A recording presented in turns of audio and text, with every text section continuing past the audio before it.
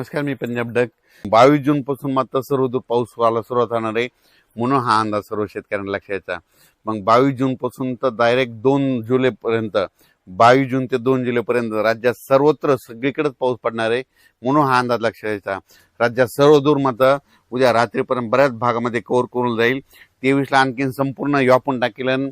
राज्यात पेरणीयोग्य पाऊस मध्ये ह्या सुरुवात होणार आहे उद्यापासून म्हणून ही अंदाज सर्व शेतकऱ्यांना लक्षात यायचा. म्हणजे सांगायचं झालं तर आज फक्त निश्चित सुरुवात आहे. आज सुरुवात झाल्या सगळीकडे पडत नसतं. फक्त उद्यापासून मात्र 22 पासून मात्र तर 2 जुलै पर्यंत मात्र राज्यात सगळीकडे पाऊस पडणार आहे. म्हणून शेतकऱ्यांना एक सांगू इच्छितो की पेरणी करत असताना जमिनीमध्ये ईदभर ओल गेली तरच पेरणीचा निर्णय घ्यावा म्हणून हे देखील सर्व शेतकऱ्यांनी लक्षात घ्यायचं. काल देखील पाऊस म्हणजे त्र्यंबकेश्वर नाशिक त्या पट्ट्यामध्ये पाऊस झाला. त्याच्यानंतर सिन्नरकडे झाला, त्याच्यानंतर आयल्यानगरकडे श्रीरामपूर पट्ट्यात झाला, त्याच्यानंतर मुंबईला देखील पडला, कोकणात देखील बऱ्याच ठिकाणी चालू होता. त्याच्यानंतर बीड जिल्ह्यात तुरळक काही ठिकाणी पडला. इकडं नांदेडकडे, धर्माबादच्या पलीकडे तेलंगणाकडे पडला. म्हणजे गडचिरोली त्या पट्ट्यात देखील थोडाफार झाला.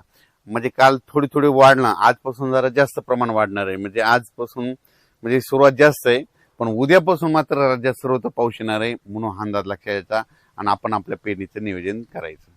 आणि राज्यातल्या सर्व शेतकऱ्याला सांगू इच्छितो की म्हणजे आता म्हणजे 21 जून ते 2 जुलैच्या दरम्यान राज्यात सगळीकडे पाऊस पडणार आहे आणि सगळ्या शेतकऱ्याची पेरणी सुरू होईल. पण परत शेतकऱ्यासाठी एक आनंदाची बातमी, हे जे म्हणत होते ना दुष्काळ, तर तुम्हाला सांगतो 2 जुलै राज्यात जुलै महिन्यात 2 जुलै ते 20 जुलैच्या दरम्यान राज्यात अतिवृष्टी होणार आहे. म्हणजे ठिकठिकाणी अतिवृष्टी होईल आणि बऱ्याच म्हणजे जवळपास मग ती काय होईल, मुंबईकडे अतिवृष्टी होईल, नाशिककडे होईल, पुण्याकडे होईल, इकडे उत्तर महाराष्ट्राकडे होईल. मग त्याच्यामध्ये काय होईल, जे छोटे छोटे तळे आहेत त्याच्यामध्ये मात्र जुलै महिन्यात मात्र पाणी येणार आहे म्हणून हा अंदाज लक्षात यायचा. जायकवाडी देखील, जायकवाडीचे जे लाभ क्षेत्राचे ऊसवाल्यासाठी सुद्धा आनंदाची बातमी, जुलै महिन्यात काय होणार आहे, नाशिक उत्तर महाराष्ट्राकडे जोरदार मुसळधार अतिवृष्टी होणार आहे. त्याचं पाणी गोदावरीला येणार आहे. मग त्याच्यानंतर धरणामध्ये आवक यायला थोडीफार सुरुवात होईल म्हणून हे ऊस शेतकऱ्यासाठी आनंदाची बातमी. म्हणजे जुलै महिना शेतकऱ्यासाठी सगळ्यात फायद्याचा ठरणार आहे म्हणून हा अंदाज सर्व शेतकऱ्यांनी लक्षात यायचा. आजपासून राज्यात निश्चित पावसाला सुरुवात होणार आहे पण 22 पासून राज्यात सगळीकडे पावसाला संपूर्ण महाराष्ट्रामध्ये पाऊस दाखल होईल. 23 ला सगळ्या जवळपास बऱ्याच भागात दाखल झालेला असेल, 24 ला सगळीकडे पडलेला असेल, 25-26 ला शेतकऱ्याच्या पेरण्या लागवडी सुरू होतील म्हणून हा अंदाज लक्षात यायचा. अचानक वातावरणात बदल झाला. पेरणी करताना सगळ्यात महत्वाची घ्यायची काळजी, पाऊस पडल्याच्या नंतर सकाळी शेतात जायचं.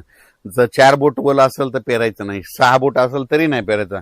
चांगली ईदभर ओला असेल तर तुम्ही पेरू शकता कारण की राज्यामध्ये चांगला पेरणीयोग्य म्हणजे पाऊस पडणार आहे. काय होतं, पेरल्याच्या नंतर सरासरी पाऊस उघडत आहे पण यावेळेस तसं होणार नाही. 22 जूनला सुरू होईल पाऊस तर मग डायरेक्ट 2 जुलैपर्यंत दररोज एक दिवस इकडे असं कधी सगळ्या भागात पडणार आहे. म्हणून यावर्षी आता हे शेवटच्या आठवड्यात पेरणीचं देखील चांगलं पोषक वातावरण राहणार आहे म्हणून पेरणीची देखील सगळ्यांनी तयारी ठेवा. धन्यवाद.